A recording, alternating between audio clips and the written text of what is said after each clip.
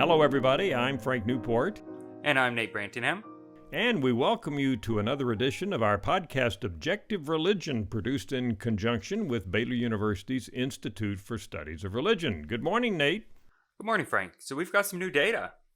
Indeed. We talked about in a previous podcast what is going to be happening or what is happening to religion in this age of the COVID virus, and we were mostly speculating based on what we were seeing around us. Now, fast forward to today, we have new data.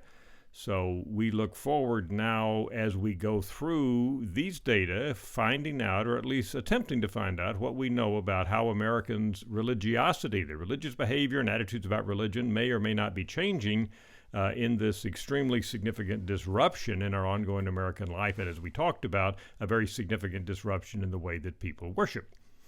So the first question then, Frank, is did churches make the switch? Did they switch over to virtual worship, or are they doing something else? How's that working?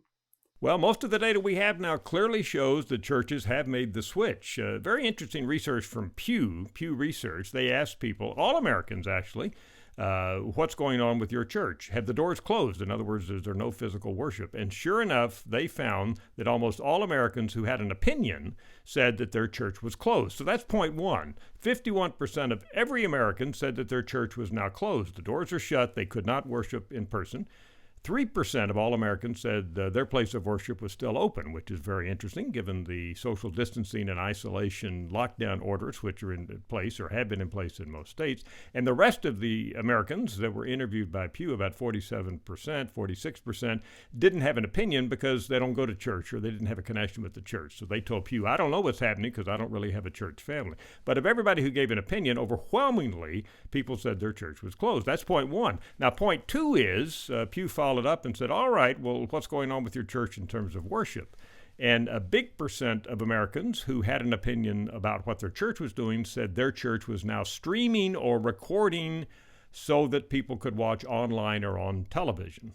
10% of Americans said their church wasn't doing that. 43% said their church was doing that. And again, about 47% said they didn't know. They didn't have a church family. So we got 43% who say their church was instituting or had instituted virtual worship.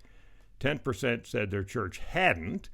And then the rest said they didn't have a church family or didn't have any knowledge of what their church was doing. So overwhelmingly, Americans who have a connection with the church say that it is indeed offering virtual worship. So that kind of establishes the basic point, I think, Nate, that churches have morphed. They've shifted. And most of them, indeed, with the doors slammed shut because of the virus, are offering some kind of online or virtual worship. So the follow-up question then that we need to ask is, are people showing up? Are they making that transition? You know, that's the fascinating question. My overall answer to that, Nate, is that we're not seeing much change in either direction in the percent of Americans who are worshiping. Now that's, Nate, a glass half empty or half full? I mean, the question is, and I'll ask you this, would you have expected overall worship to have declined? Because people say, well, if I can't worship in person, forget it, I'm just not worshiping. Or maybe, and we talked about this last time, you might have expected worship to increase. With the crisis going on and the disruption caused by the virus, maybe people have become more religious. What would you have expected? Well, I think there's two tensions. One of them is it's easier to go. You don't have to even get dressed really in the morning. You just show up in your pajamas and turn on the stream, so it's easier. But on the flip side, it might be less meaningful to people. So I think there's two forces. I would have guessed if I had been asked before that it would have gone down overall because it'd been less meaningful. So this might even be a win that we're able to tread water even with a massive change with how we do worship. Yeah, that's a good point. The fact that there hasn't been a decline, at least based on our Gallup research, may be a good thing. Let me give you some numbers here. Last December and in all of 2019, when we asked people, did you go to church in the last 7 days? Isn't that an interesting question? Something that Dr. George Gallup started asking many, many years ago. He said, in the last 7 days, did you go to church, mosque, or synagogue? Last year, throughout the year, we found about in the low 30% who said yes, 31%, something along those lines. Well, guess what? We just asked that question again, and we modified it slightly, and we said, have you worshiped in the last 7 days, either virtually or in person? We put that in there, and 31% said yes. So we're finding almost the identical level of worship now to what we found pre-virus. Now, 27% of Americans said they were worshiping virtually. 4% said they were still worshiping in person, which again is very interesting. And that's where the 31% comes from, Nate. So your interpretation may be the more positive way of looking at it. We've seen no diminution, we've seen no drop, we've seen no decline in the percent of Americans who worship, even though most of it's now virtual. But at the same time, we're certainly not seeing any kind of major increase in the percent of Americans who are worshiping. And maybe, as you were just talking about one side of that tension, you mentioned we might have expected, well, since it's easy to worship virtually, more people will be doing it. But we don't see that either. Very, very stable. So one of the things that I noticed when I was looking at this is when we look at what churches are doing, so 51% say that their churches are closed, and 43% are saying their churches are streaming. So there's some that are closed that are not streaming. But if worship is maintaining the same, then people are finding a different place to worship. So they may not be going to the same church that they're going to before, but we don't have real clean data on that.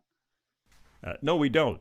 We should ask that question. I'm glad you mentioned it, Nate. I'll put that in the hopper and see if we can ask that. In other words, what you're saying is, do we have shifts in worship? In other words, my local church that I go to may not be the one I go to now because I have 1,000 churches I can choose from. If I know how to search the internet, right, I can worship at a church that's streaming from California, that's streaming from New York, that's streaming from Florida, actually could be streaming from Europe for that matter. So I have many, many, many choices. But we don't have data on that. There could be, I guess, Nate, some switching back and forth, right? People aren't worshiping at their local church. They're virtually worshiping at some church from far away. But I guess people far away could be zooming in and worshiping at your local church who may live 1,000 miles away. So there may be a lot of switching going on. We just don't have any real data to show us what's happening.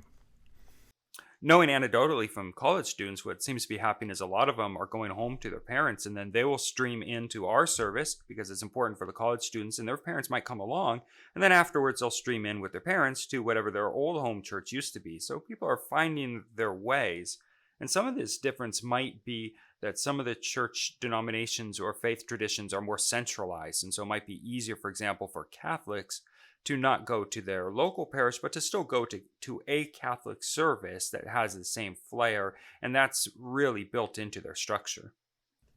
Yeah, that's a very good point. I think Catholics may have as part of their faith tradition more of a ease with switching churches. Go to Mass, but it doesn't matter as much which Mass you go to. For a lot of Protestants and I think Jews as well, going to a particular church or particular synagogue is very important. But right now, in our age of virtual worship, this is a very, very fascinating subject because we have all these possibilities that are opened up. As you pointed out a minute ago, people can worship several places. I could sit here on Sunday morning and Zoom from church to church to church all morning long if I wanted to. So some fascinating new possibilities are opening up. And what the impact of that is for local churches and churches in general, I think is something that we're going to have to monitor going forward. But we certainly don't know at this point actually what the long-term impact is going to be of all this ability to worship virtually. And the other question I have, the big one that's hanging over my head that I think a lot of churches are going to be curious about is, are they still giving? If they're going, are they giving? Are they going to be able to keep the doors open or not? Yeah, absolutely. We certainly know that you can give without having to be there and put money in the collection plate, right? In fact, I presume most people nowadays probably give online or mail things in, and you can still do that. But if you're losing that in-personal connection, what does that mean in terms of being able to fund the various churches? Again, something that we're going to have to look at going forward.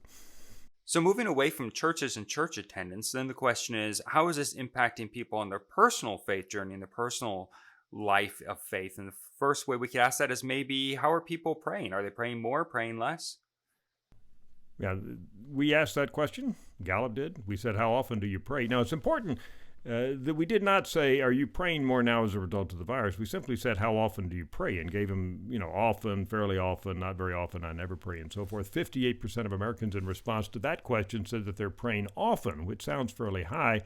And we don't have a real good trend on this. Unlike our church attendance question and some of the others we're going to talk about in just a few minutes, Nate, we don't ask this prayer question very often. So I can't say what percent of Americans said that they were praying last year. In fact, when we asked it back in 1990, a long time ago, we actually found fewer Americans who said they were praying often than is the case right now. But there's some other firms that have asked this question about prayer recently, and when I look at the data, I think this 58% is about what we would expect. It doesn't seem to be abnormally high nor abnormally low. Now, again, we don't know for sure whether or not this is a jump if we had asked the question last year, but our assumption is that people are praying right now, but we don't have any strong evidence to suggest that they're telling us they're praying much more frequently than they might have prior to the virus situation that we now face. So, aside from prayer, what are some other ways that we can measure how important religious life is to people? There's a straightforward question that I think is very important, which is how important is religion to you in your daily life? Something that we've been asking for many, many years, and I think is a very good question, because you can certainly answer that question without having to do something behaviorally that's different. I can still be at home, worshiping or not worshiping, and say, because of the virus situation, religion has become more important to me in my daily life. In fact, wouldn't you say, Nate, this is the one question you might have thought we would have seen an increase in? Yeah, it should be pretty easy. I mean, you're not even asking for behavior. You're just asking what's your take on it. Do you feel like religion is more important and supportive for you or not? It's pretty easy just to say yes to that one.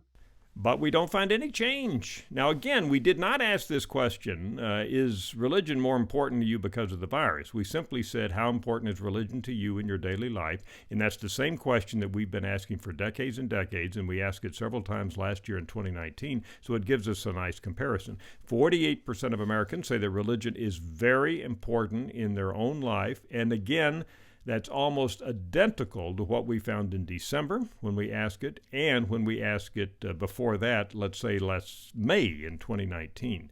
So the very important number when we ask it in the fashion that I just described to you, Nate, hasn't changed at all. So like prayer and like church attendance, this is another indicator that on a person-by-person basis, when we ask people, what are you doing? We simply don't find reports that are significantly higher than the kind of reports we were getting last year in 2019 before the virus. So the thought that maybe when this happened, that maybe people will be flooding back to church, or at least reattaching themselves to a religious identity in some way or another, so far not really seeing it. Is that right?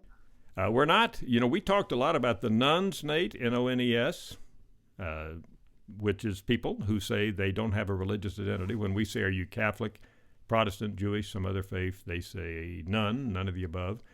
That's been running at about 20%. So again, we thought, well, maybe now we would have more Americans who, let's say were raised Catholic but had drifted away and were telling us none last year. Now they have reestablished their connection and are more likely to tell an interviewer I'm Catholic or Baptist or whatever the faith may be. But again, we just don't see it.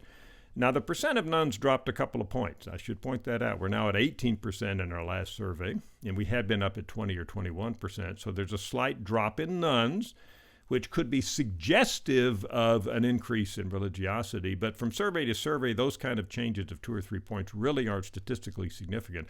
And I think we're going to have to ask this question several more times before we establish if we've seen an arresting, so to speak, a stopping of this trend for a higher percent of Americans to say they don't have a religious identity. So some slight suggestive evidence there, but I would say statistically, we don't see any major change yet in the percent of Americans who identify with the faith. We still have about 20-25% of Americans who are Catholics. We have a little less than half of Americans who identify with some Protestant faith. Then we have all the other non-Christian faiths that add up to the 5 or 10%, and we're left with this 18% who don't have a faith identity at all. And again, that hasn't changed. So far, Frank, it's looking like a bit of a wash. Not much up, not much down. Is there anything at all that we've seen, that there's anything that's changed from this, or is just business as usual? Well, we have found change on one measure, and this is really fascinating to me. I've been spending quite a bit of time looking at it. Here's the question. What's important to note is the question I'm about to tell you about that we've asked for many, many years at Gallup doesn't ask people about their own personal religiosity or their religious behavior, but it asks Americans to opine about what they think is going on in religion out there in America, in American life. The question that we've asked at Gallup is, do you think that religion is increasing or decreasing its influence in American life? So again, we're asking Americans to kind of become sociologists. to tell us what they think is going on, not in their own life, but out there in society. And here we do find a significant change. In December, when we asked this question, we had 11% of Americans who said that they thought the influence of religion was increasing in American life. Fast forward to today, that is up to 38%. That's more than 3 times an increase from what we have found just in a period of a few months. Now, I should point out 38% isn't a huge number. It's not a majority. We have had a time in history when it was a majority, and I'll talk about that in a minute, but the 38% clearly isn't a majority. On an absolute basis, that's not a huge number. But compared to what we had been finding, the 11% number I mentioned in December and similar numbers in other surveys prior to that, that's a big jump. That's the one measure where we have found a major change. In other words, Americans may not tell us that they're more religious, at least based on comparing what they said now to what they said last year, but clearly they think something's going on out there in America and religion is increasing its influence. So it's a fascinating change that has a lot of, I think, interesting implications. It does. I mean, one of the things that just really strikes me about it is everyone seems to be assuming then that there's been this massive change for the positive, or in terms of religious impact on cultures going up, and yet none of the other data is showing that that's hit yet. So either we're still waiting for something to percolate or bubble up, or the perceptions aren't quite matching the reality. Indeed, it's a paradox of sorts. So I did some more research to try to figure out what's going on here, and I think I have an answer for what we're seeing here. We did have a question that Pew asked, which was a little along these same lines as the question that we're asking about religion in American life. They said, has the virus situation, the coronavirus situation, caused your faith to deepen, weaken, or has it not changed? And Pew found about 24% of Americans, when asked that way, said, oh yes, well, my faith has deepened. And again, that's kind of contrary to what we found when we asked people how important is religion to you in your life from time to time to time, and not even mentioning the virus. So when we looked into the data, we found that what's happening is, both in the Pew data asking about your own faith, and in our Gallup data asking about projecting to Americans as a whole, it is the already faithful who are responding positively. In other words, people who were already religious are mostly the ones who were telling us that religion is increasing its influence in American life. And Pew found the same thing. The people who said, oh yes, my faith has been deepened, were people who in their prior surveys, they followed them up, had been the people that said they were very frequent church attenders, or at least attended church in general. So we're having evidence here of a deepening of faith among the already faithful, but we don't see any evidence, or not much evidence at any rate, of a widening of the faith, that people who were not religious before are suddenly becoming more religious.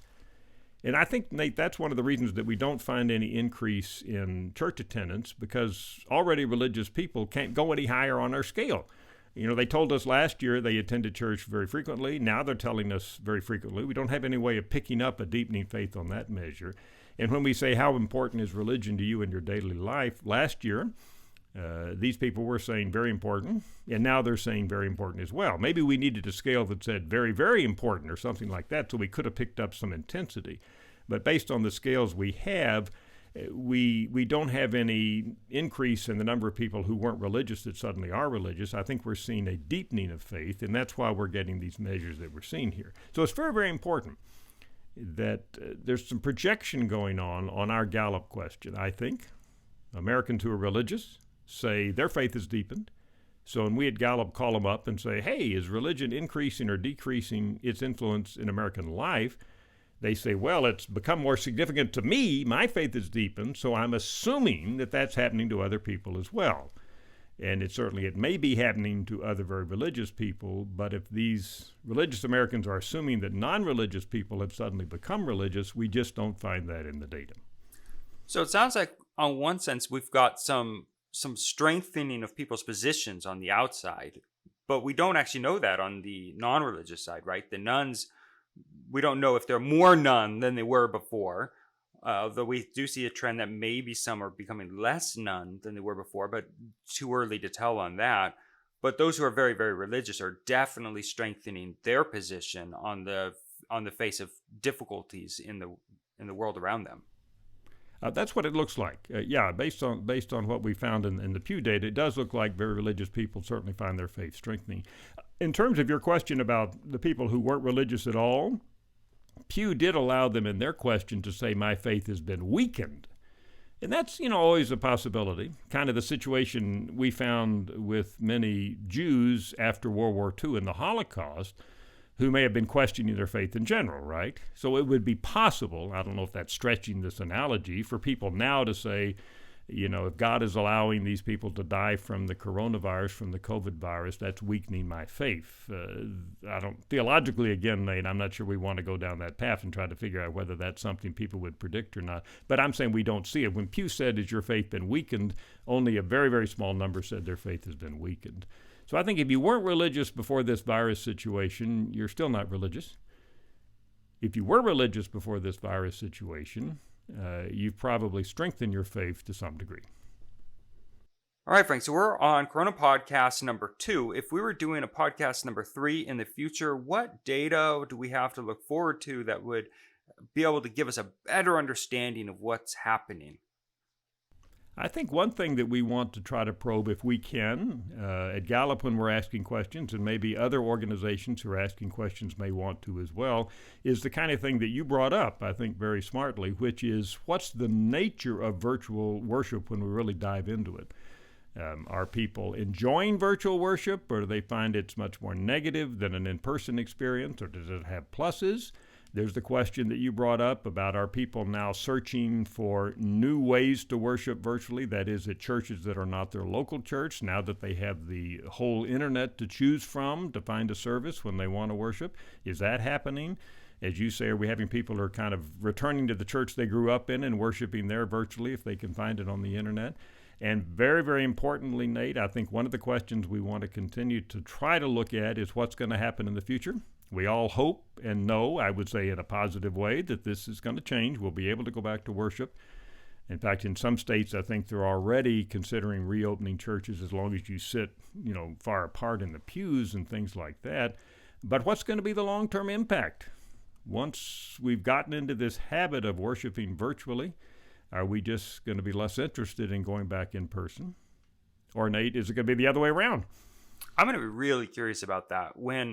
As we start seeing some states reopen in a staggered way, that some are going to reopen before others, I'm going to be really curious to see what happens to church attendance in those states. And if people do, or if streaming becomes the new norm, are people going to feel comfortable going back, even if their state says it's okay? Are people going to be okay? Or are they going to say, well, I don't know if I want to take the risk. Maybe I'll stream from home. I've gotten used to that. Maybe even at a different church. So, I've been watching Church B streaming, and that's pretty easy. Maybe I'll just stick with it. So I think there's still, even if, say, tomorrow magically the virus were to descend in its importance and states were just to throw themselves open, behavior might be changed permanently. And how that happens is something I want to keep a pulse on and watch as we go forward. No, absolutely. I think we all know that one of the positive benefits of worshiping together, and it has been, I think, going back for centuries, as long as we've had religion, was getting together with other congregants, right? Being able to be with other people and to see them, and of course, going to do less of that now, shaking hands with people, hugging people.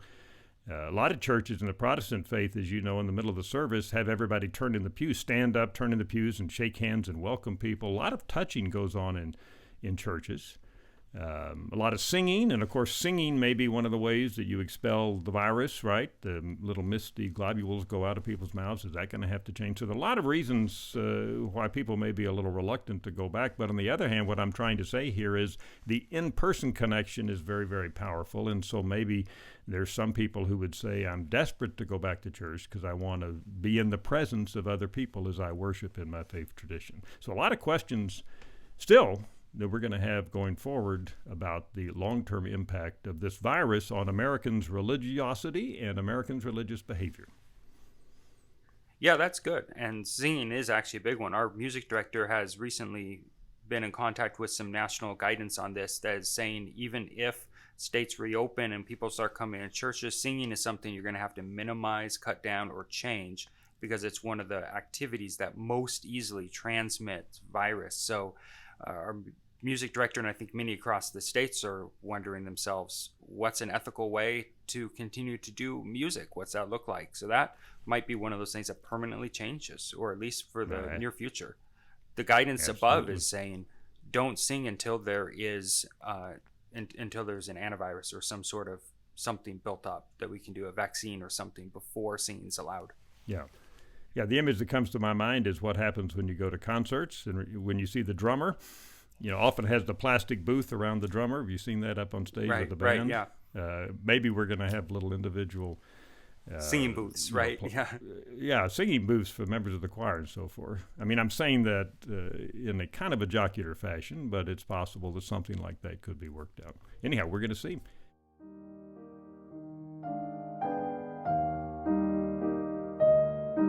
Nate, been great talking to you about these very, very important data.